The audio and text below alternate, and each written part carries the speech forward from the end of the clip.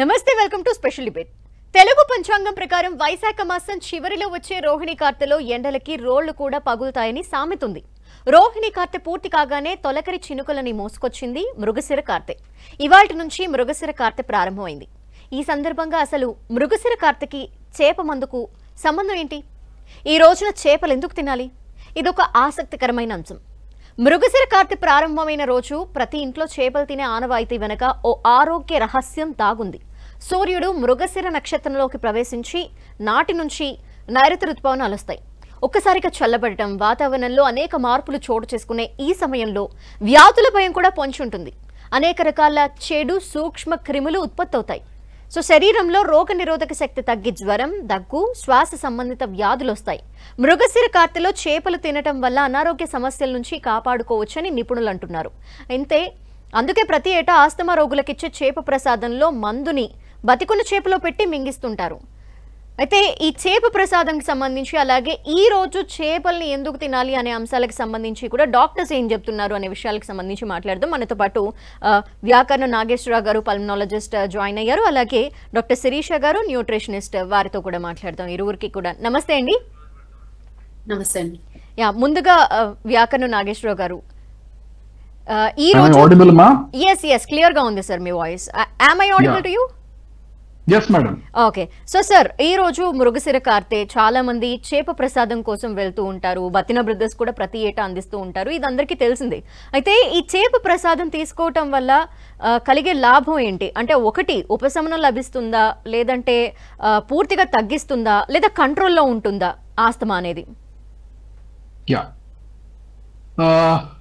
నేను ఒక పల్మనాలజిస్ట్ గా, ఒక ఎలర్జిస్ట్, ఇమ్యూనాలజిస్ట్ గా దీని మీద సుదీర్ఘమైన లిటరేచర్ స్టడీ కూడా చేయడం జరిగింది. ఇక్కడ మనం చూసుకోవాల్సింది ఏంటంటే, ఆస్తమా అనేసరికి ఇది ఒక క్రానిక్ ఇన్ఫ్లమేటరీ డిసీజ్ అని అలోపతిక్ భాషలో మేము దీన్ని వివరిస్తాం. ఈ క్రానిక్ ఇన్ఫ్లమేషన్ అంటే అచ్చ తెలుగులో మనం మాట్లాడుకోవాలంటే గాయపూరితమైన, పుండుపూరితమైన మార్పులు. ఎక్కడొస్తాయి ఇవి? మొసగొట్టాల లోపల వస్తాయి. ఎందుకు వస్తాయి? ఆ పడని వస్తువులు తిన్నా, తాగినా, పీల్చుకున్నా, తాకినా రక్తంలో గాయపూరితమైన మార్పులు ఎప్పుడైతే ఏర్పడతాయో మనుషులకి, ఆ గాయపూరితమైన మార్పులు గనక ఊపిరితిత్తుల మొసగొట్టాల్లో పోతే అది ఆస్తమాగా పరిగణించడం, అది ముక్కులో పోతే తుమ్ములుగా పరిగణించడం, అదే గాయపూరితమైన మార్పులు చర్మం మీద వస్తే దద్దులు దురదగా పరిగణించడం అనేది ఇది సైంటిఫిక్ డేటా, సైంటిఫిక్ లిటరేచర్. అయితే దీని గురించి కూడా పలు సందర్భాల్లో ఎన్నో రోజుల నుంచి, ఎన్నో సంవత్సరాల నుంచి కూడా మేము స్టడీ చేస్తూనే ఉన్నాం. ఇక్కడ మనం తెలుసుకోవాల్సింది ఏంటంటే, వీళ్ళు ఆయుర్వేదిక్ చికిత్సా విధానం, హెర్బల్ విధానం ఇస్తున్నారు అనేది తప్పనడము, అది అలోపతి అయితే చాలా ఉత్తమమైనది అనడము, ఇది ఒక గుడ్డిగా వాదన అనేది నేను గట్టిగా ఒక అలోపతిక్ స్పెషలిస్ట్ గా మాట్లాడుతున్నా. ఎందుకనంటే, వాట్ ఈస్ సైంటిఫిక్, ఏది శాస్త్రీయబద్ధమైనదో, ఏది శాస్త్రీయంగా ప్రూవ్ అవ్వబడిందో అది మనం యాక్సెప్ట్ చేయాలి. మన ప్రేమ సైన్స్ పట్ల, రోగ నిరోధక శక్తిని పెంచి రోగాల నుంచి ప్రజల్ని బయటపడే విధంగా మన ఆలోచనే ఉండాలి. కానీ ఏ పార్టీకి విధంగానో, ఏ లైన్ ఆఫ్ మెడిసిన్ గానో మనం దాన్ని బ్లైండ్ గా ఫాలో అవ్వకూడదు. సైంటిఫిక్ బేసిస్ అండ్ ఎవిడెన్స్ ఉండాలి. ఈ ముర్రెల్ అనే ఏదైతే చేప మందు ఈ రోజు మనం మాట్లాడుకుంటున్నామో, ఏదైతే బత్తని బ్రదర్స్ హైదరాబాద్ లో వీళ్ళు ప్రవేశపెట్టారో, ఇప్పుడే కాదు 1875 నుంచి ఏదైతే చేస్తున్నారో వీళ్ళు, దీని మీద మనం పలు దఫాలుగా స్టడీ చేయడం జరిగింది. ఖచ్చితంగా దీంట్లో వాళ్ళు ఏదైతే మందు పెడుతున్నారో దాని మీద కోర్టుకు కూడా వెళ్ళారు కొంతమంది. ఆ మందును మేము చెప్పలేము అని వారు ఓపెన్ గా చెప్పడం జరిగింది. అయితే ఇక్కడ మందు ముఖ్యమా, చేప ముఖ్యమా, దీని మీద కూడా మాకు సైంటిఫిక్ డిబేట్స్ చాలా జరిగాయి. మేము ఆ చేప మీద స్టడీ చేయడం జరిగింది. ఆ చేప ఏదైతే వీళ్ళు నోట్లో వేస్తున్నారో ముర్రేల్ అనే జాతికి చెందింది. దాని చెన్నా స్ట్రైటా అని అంటారు. దీని సైంటిఫిక్ పేరు కూడా ఉంది, దానికి ఒక జూలాజికల్ నేమ్ కూడా ఉంది. స్నేక్ హెడ్ స్నేక్ అని కూడా అంటారు. ఇది it has got a beautiful qualities, దీనికి అద్భుతమైన గుణాలు ఉన్నాయి. ఆ గుణాలు ఎక్కడి నుంచి వచ్చాయి? బంతిని బ్రదర్స్ చేతుల్లో వచ్చినప్పుడు రాలే. ఇది ఎప్పటి నుంచో, కొన్ని వేల సంవత్సరాల నుంచి ఈ చేపలకి ఆ గుణం ఉంది. ఏం గుణం ఉంది? వైద్యానికి ఉపయోగపడే గుణం ఉంది. అందుకని ప్రాచీన వైద్య విధానములో ఈ చేపని మనము చాలా విధాలుగా, చాలా రోగాలకి మనం వాడాము. ఇది గంటాపదంగా మనం చెప్పాలి. ఓకే. అండ్ ఈ రోజు ఇవి కూడా వేస్తున్నారు విన్నాం, కొరమేను ఫిష్ లో కూడా కొంత మందును పెట్టి ఆ ప్రసాదంని పెట్టి వేస్తున్నారు అని. కొరమేను కూడా యూజ్ చేయొచ్చా? మీరు చెప్పిన ముర్రేలు అనేది దీన్నే మీరు ఏదైతే కొర్రమీన్ అని అంటున్నారో మేము జూలాజికల్ గా మేము చెప్తాం. స్టడీస్ కూడా జరిగినాయి, ప్రపంచ స్థాయిలో జరిగినాయి. ఏదో మామూలుగా హైదరాబాద్, పటాన్చెరు, విశాఖపట్నం, కోనసీమ కాదు, మొత్తం ప్రపంచ స్థాయిలో కట్టలుగా స్టడీస్ జరిగినాయి. ఎందుకు బంధన్ బ్రదర్స్ సత్యమా అసత్యమా అని కాదు, అసలు ఈ చేపకున్న గుణం ఏంటి, ఇది నిజంగా రోగ నిరోధక శక్తిని పెంచుతుందా, ఇది చక్కగా ఉపయోగపడుతుందా అని నేను అవాక్కయ్యాను. ఒక ఇమ్యూనాలజిస్ట్ గా సూక్ష్మంగా వెళ్ళి తెలుసుకోవాల్సిన గుణం మాకుంటుంది. కార్డియాలజిస్ట్ అంటే ఏదో గుండె సంబంధం, గ్యాస్ట్రాలజీ ఏదో పొట్ట సంబంధం, ఆర్థోపెడిక్స్ అంటే బొక్కలు కాదు. We have to study each immunological reaction, each cell. ఒక సైటోకిన్ ఎట్లా వస్తుందో, ఒక IL-6 ఎట్లా పనిచేస్తుంది, కరోనా వచ్చినప్పుడు ఎలాంటి రక్తంలో మార్పులు జరిగినాయి, ఇవన్నీ కూడా మేము స్టడీ చేసిన తర్వాత దీన్ని కూడా స్టడీ చేసాం. చేస్తే మాకు చక్కటి ఆసక్తికరమైన సైంటిఫిక్ విషయాలు బయటకు వచ్చాయి. Okay okay. అండ్ శిరీష గారు కూడా ఉన్నారు డాక్టర్, వారితో కూడా మాట్లాడదాం. శిరీష గారు నమస్తే అండి. నమస్తే అండి. సో చేప ప్రసాదం కాంబినేషన్స్ ఏంటి అనే విషయాలకు సంబంధించి క్లియర్ గా ఎవరికి తెలియదు. అంటే కొన్ని రకాల విషయాలు అయితే తెలుసు అందులో ఉండేవి, బట్ ఎగ్జాక్ట్ గా ఏముంటాయి అనే విషయం తెలియదు. సో వాటి గురించి ఏమైనా చెప్పగలరా? యాక్చువల్లీ వాళ్ళు ఆ కాంబినేషన్స్ ఏంటి అన్నది హైడ్ చేస్తున్నారండి, అది యాక్చువల్ గా మనకు తెలీదు. సో ఆల్రెడీ సార్ చెప్పినట్టు ఫిష్ ఒకటే మనకి ఎక్స్పోజ్ అయ్యేది. సో జనరల్ గా స్వింగ్ స్టార్ట్ అయినప్పుడు బాడీకి చేంజెస్ అనేవి జరుగుతాయి.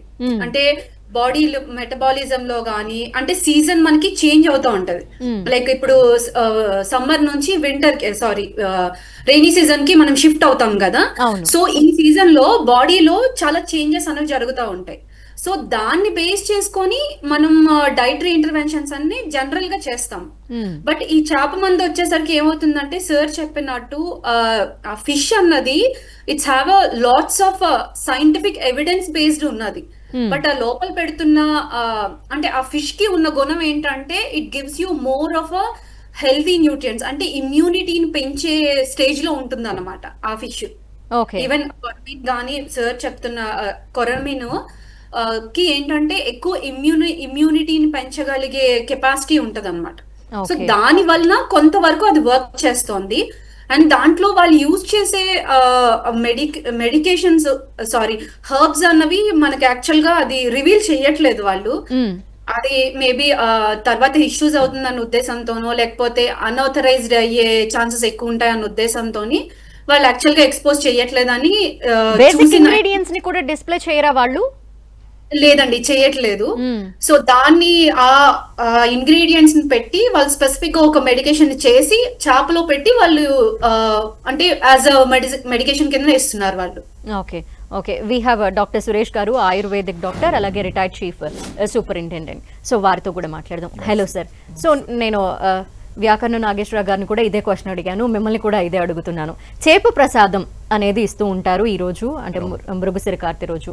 సో ఈ చేప ప్రసాదం తీసుకోవటం వల్ల ఉబసం కానీ లేదంటే ఆస్తమా కానీ కంట్రోల్లో ఉంటుందా, లేదా ఉపశమనాన్ని కలిగించిద్దా, లేదంటే పూర్తిగా నయం చేసిద్దా, ఏంటి? చూడండి, ఫస్ట్ మనం ఈ కారణం ట్రీట్మెంట్ కంటే దానికి కారణం ఏంటి తెలుసుకోవాలి. ఆస్తమాది. సో దానికి ఇప్పుడు దాకా ఆస్తమా ఎందుకు వస్తుందో తెలియదు. ఏదైనా అలర్జిక్ ఫ్యాక్టర్ కావచ్చు, ఎవరికైనా ఏదైనా ఫ్యాక్టర్ కావచ్చు. సో దాంతో మన బాడీలో ఇమ్యూనిటీ పెంచుకోవాలా.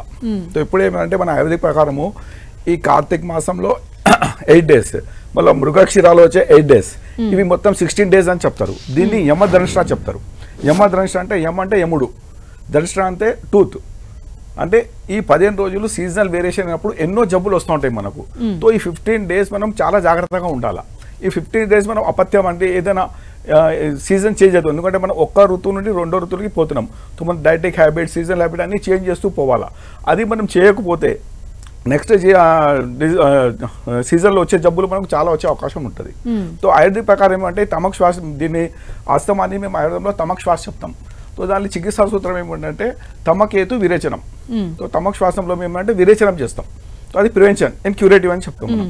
సో దీనిలో ఏమంటే ఈ సీజన్లో వచ్చే సీజన్లో పిత్తం అని మా ఆయుర్వేద ప్రకారం 3 దోషాలు ఉంటాయి. వాత, పిత్త, కఫం అని ఉంటుంది. సో పిత్తం సంచయం అయిపోతుంది. సో సంచయం అయిన తర్వాత మళ్ళీ ప్రకోపం అవుతుంది, మళ్ళీ జబ్బులు వస్తాయి. సో మనం ఏం చేస్తాం అంటే ఈ సంచయం అయినప్పుడే దాన్ని మనం విరేచనం చేసి తీసేస్తాం. విరేచనం చేసేస్తాం. విరేచనం చేస్తాం, దానిలో కొన్ని స్పెషల్ మందులు ఉంటాయి. దానిలో ముఖ్యంగా ఇప్పుడు మనము ఇది ఇస్తారు, మనం చేప అని చెప్తున్నారు. చేప అని అది ఎట్లా ఉందంటే ఈ విరేచనము మన ఆయుర్వేదకారం 2 ప్రకారం ఉంటుంది. ఒకటేమో ఊర్ధ విరేచనము, అధో విరేచనం. ఊర్ధం అంటే కఫం లాగా తీసేయాలా, లేకుంటే మోషన్ నుండి తీసేయాలా. ఇట్లా ఊర్ధ విరేచనం, అధో విరేచనం ఇట్లా ట్రీట్మెంట్ ఉంటాయి. సో దానికి ఒక్కొక్క ఏరియాలో ఒక్కొక్క మందులు ఉంటాయి.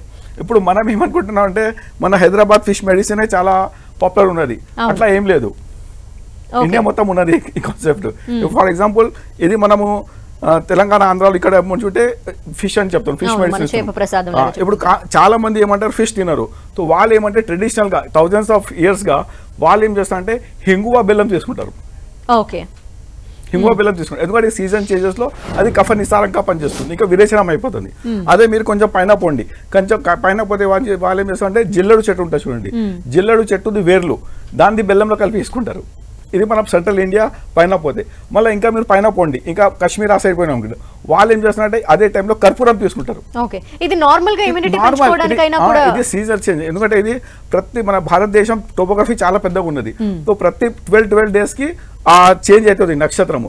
సో మనం ఇప్పుడు 12 అంటే నెక్స్ట్ 12 days కి వాళ్ళు ఆ మందులు తీసుకుంటారు, నెక్స్ట్ 12 days కి వాళ్ళు తీసుకుంటారు. ఈ విధంగా మొత్తం మనం మృగక్షీర మందునే చేస్తాం. దీంతో పాటు మన ఆయుర్వేదంలో ఇంకో స్పెషాలిటీ ఏముందంటే ఇది అయితే 6 months ఇమ్యూనిటీ పెంచుతుంది. దాని తర్వాత నార్త్ ఇండియాలో శరద్ పూర్ణిమ అని మెడిసిన్ వస్తుంది. అంటే శరద్ పూర్ణిమ అంటే ఉంటుంది, శరద్ పూర్ణిమ అనే ఒక పూర్ణిమ ఉంటుంది, దీపావళి ఎప్పుడు వస్తుంది శరద్ ఋతువులో. సో అప్పుడు ఏమంటే ఒక స్పెషల్ మందు ఉంటుంది, అది ఏమంటే పాయసం లాగా తయారు చేసి అప్పుడు అది నార్త్ ఇండియాలో పాపులర్ ఉన్నది. అక్కడ అది తాగితే ఆస్తమా రాదు. సో ఈ విధంగా టోపోగ్రఫీ వలన మన బాడీలో ఇమ్యూనిటీ పెంచడానికి మన ఇండియా మొత్తం ఒక డైవర్సిఫైడ్ ఫార్ములాస్ ఉన్నాయి. అది మెయిన్ ఉద్దేశం. అవి అన్ని మన ఆయుర్వేదిక్ ప్రిన్సిపలే, మన ఆహారం విహారమే. ఇంకొకటి మీరు మనకు చాలా మంది మనం చేప మందు మీద కాన్సన్ట్రేషన్ చేస్తున్నాం, కానీ చేప మందు మనం ఎంత చేస్తే కూడా ఒక ప్లాసిబో అనుకోండి. సో దాంతో పాటు మీరు ఒక కరపత్రం చూడండి వాళ్ళది, ఆ కరపత్రం వాళ్ళంతా పథ్యం చెప్తారు, ఏం తినాలో ఏం తినదని పెద్ద పథ్యం ఇస్తారు. మీరు న్యాచురల్గా పథ్యం ఫాలో చేస్తే మందు వేసుకోకపోతే కూడా తక్కువ అయిపోతుంది. సో ఇది ఏమంటే సీజన్ మనకు ఒక సైకలాజికల్ ఉంటుంది, అది మందు వేసుకుంటే పథ్యం ఫాలో చేస్తే ఆస్తమా అది. సో పథ్యంతోనే కూడా మనకు ఆస్తమా తక్కువ అయిపోతుంది. అందుకోసం దీన్ని యమదంష్ట్ర అని చెప్తారు. ఈ 15 days ఎవరైనా ఆస్తమా కానీ ఆస్తమా లేని వాళ్ళు కూడా ఈ 15 days జాగ్రత్తగా ఉండాలి. సో మందు వేసుకున్నా వేసుకోకపోయినా మాత్రం చేయాల్సింది అందరు. అది ఇక్కడ మనం ఆస్తమా పేషెంట్ అనుకుంటాం, అట్లా ఏం లేదు.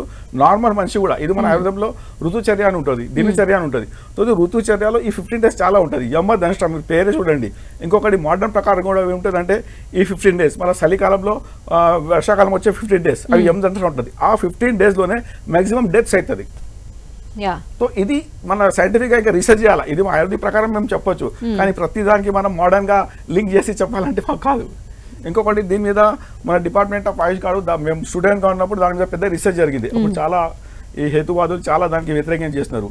సో గవర్నమెంట్ ఒక కమిటీ ఫామ్ చేసింది, అసలు ఆ మందు ఏంటి దాన్ని రీసెర్చ్ చేయండి అంటే. సో మా డిపార్ట్మెంట్ అంతా పెద్ద పెద్ద ప్రొఫెసర్స్ వచ్చి అందరూ రీసెర్చ్ చేస్తున్నారు. సో వాళ్ళు ఏం చెప్తున్నారంటే it is a harmful medicine, nothing to బడి, కానీ దానిలో కొంచెం స్టెఫ్లోకాకల్ అట్లా ఇన్ఫెక్షన్ ఉంటుంది.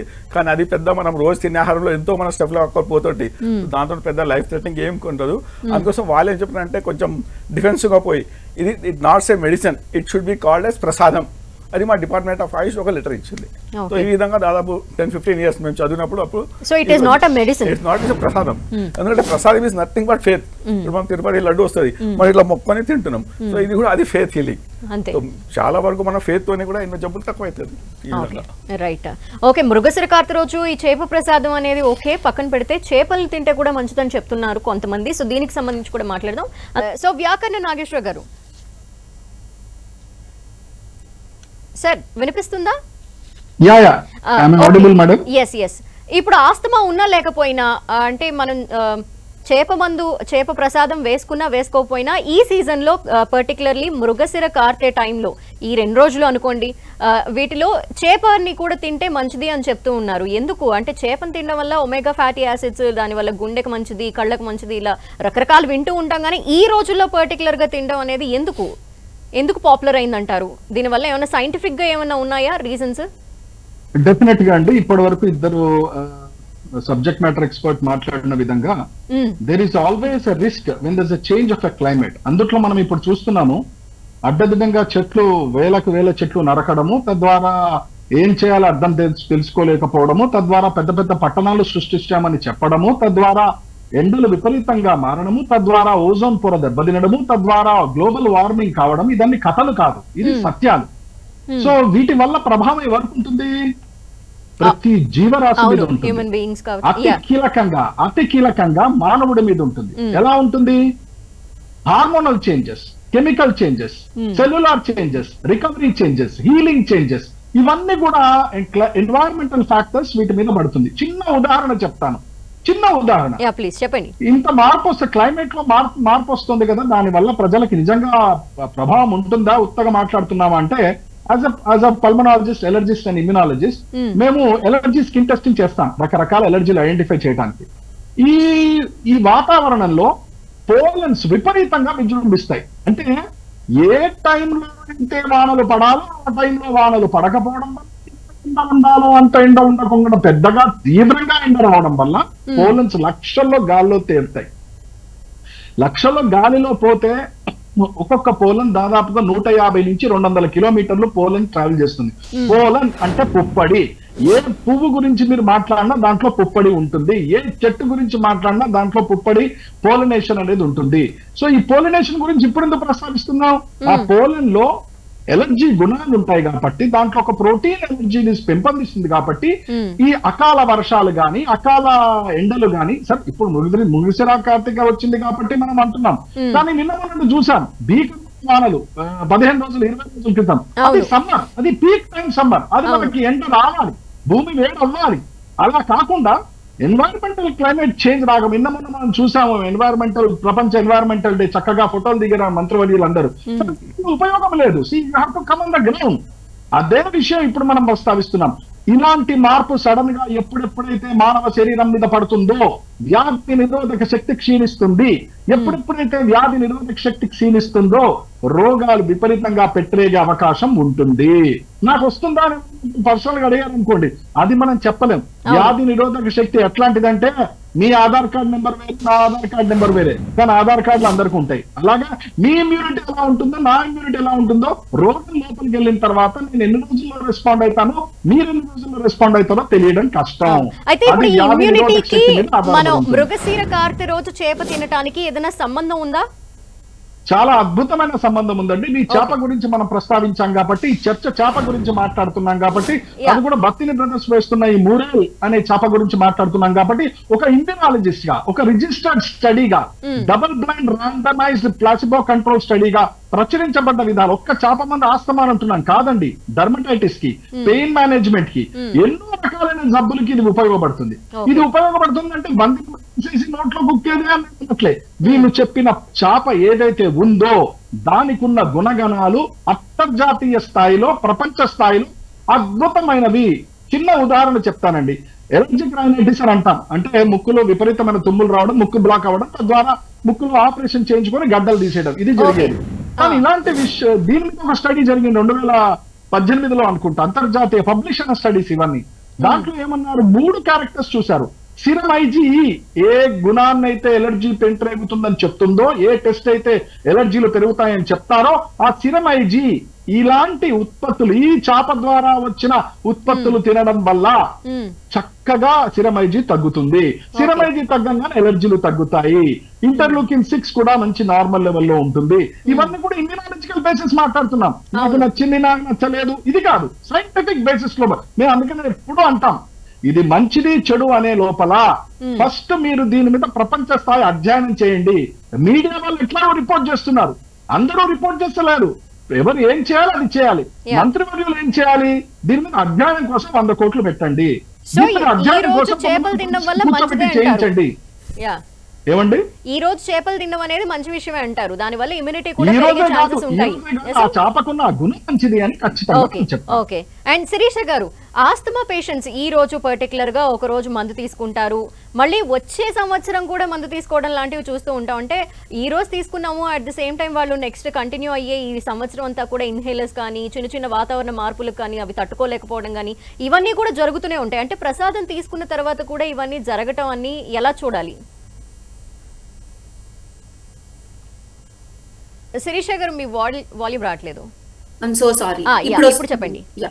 సో నేనేమంటున్నానంటే, ఇప్పుడు ఏదన్నా మనం ఫుడ్ కానీ మెడిసిన్ కానీ తీసుకున్నాం అనుకోండి, అది మనకి వర్క్ చేయడానికి మినిమం ఒక 2 weeks to 3 weeks of time span పడుతుంది. అంటే ఏదైనా హర్బ్స్ కానీ అలోపతికి వచ్చేసరికి ఇమీడియట్ గా మనకి రియాక్ట్ అవుతుంది. But when it comes to the naturopathy కానీ ఆయుర్వేదంలో కానీ it takes lots of time.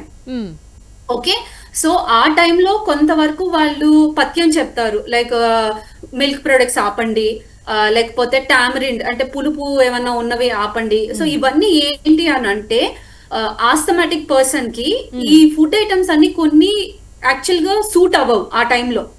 ఎందుకు అని అంటే అవి తినంగానే బాడీ రియాక్ట్ అవ్వడం స్టార్ట్ అవుతుంది. అవును.